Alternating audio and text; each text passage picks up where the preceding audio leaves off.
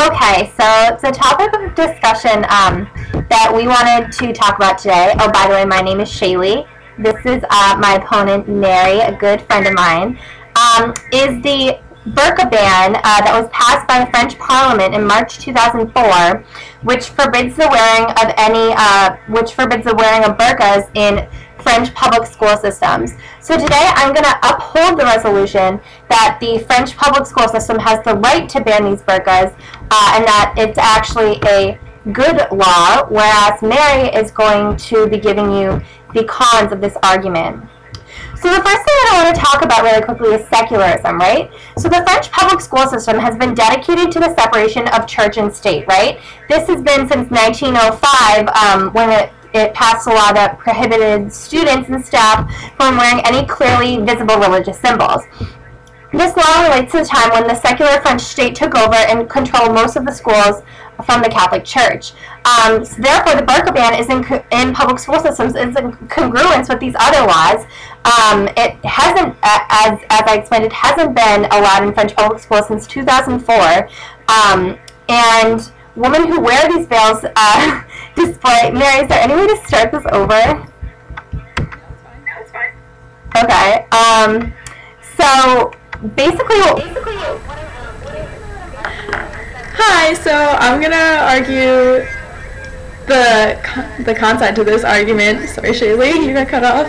So I actually am defending the idea that this is incorrect and morally wrong, and the French government has no right to do this, because Shalei talks about secularism in her sadly cut off speech, but the goal of secularism isn't only separation of church and state. The ultimate goal is to protect people's rights, and these people's rights are being violated. They have the right to freedom of expression and freedom of religion. Now, oftentimes, women actually don't view these veils and these burqas as limiting their rights. They view it as freeing them from overt symbols of sexuality or being a woman. You take away the hair and cover up, the attractive parts of a woman's body, and all you think about is her personality and her face. And this is something that they should have the right to do. They should have the right to express themselves and dress the way they want. And if it's part of their religion and they feel that they're not following the tenets of their religion or what is right to them personally, who is it for the government to enforce a law telling people they have to dress this way, have to dress that way? This is defending their right to their religion and their freedom of expression. So I think that you can't say that secularism is the ultimate goal here, when secularism's actual real goal, the final goal, is to protect people's rights. And in this case, the rights are being violated. Back to you, Shalei.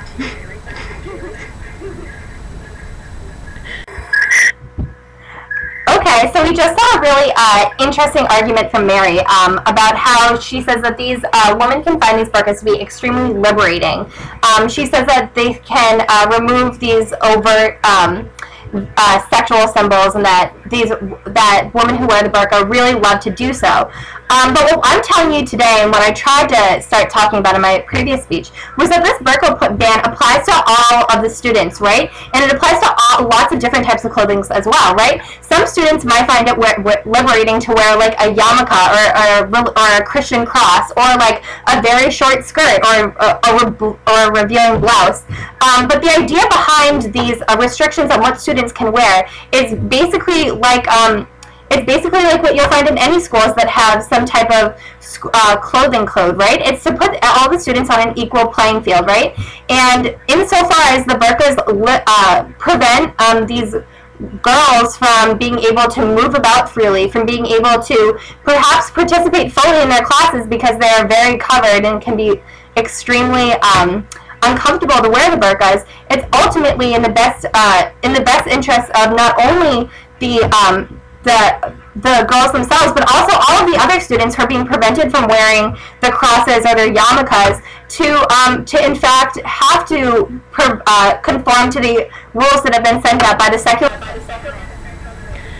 Sorry to cut you off again, Shalei. So I just want to respond to this idea that this isn't only targeted at Muslims or Jewish kids. It's not targeted solely at the minorities. But I just want to put this in perspective here, in the idea that this is actually taking place, this ban took place in France, which has the largest Jewish and Muslim population in any of the Western European nations. So you can see that this might actually not be out of pure good-hearted, oh, we want to make sure that these girls can play PE to the best of their abilities. It might actually come from I hate to say it, but discrimination, because you look at this and crosses are so easy to hide. You can tuck it inside your shirt. I mean, a lot of these kids, maybe they're wearing uniforms that come up, they're high collared. It's easy to cover things, but it's not easy to cover a yarmulke. It's not easy to cover a burqa or a headscarf. They're completely overt, just as a cross is overt. So you can see that this is kind of subtly targeted at these minorities. Yes, it's saying that Christians can't wear crosses in school, but if you tuck it inside your shirt, no one can reach in and pull it out and be like, look what you're wearing. But they can point out that you're wearing a burqa. Sorry.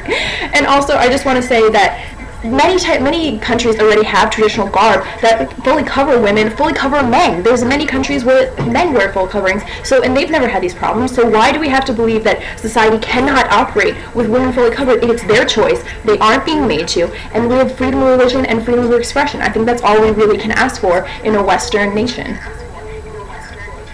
Thank you.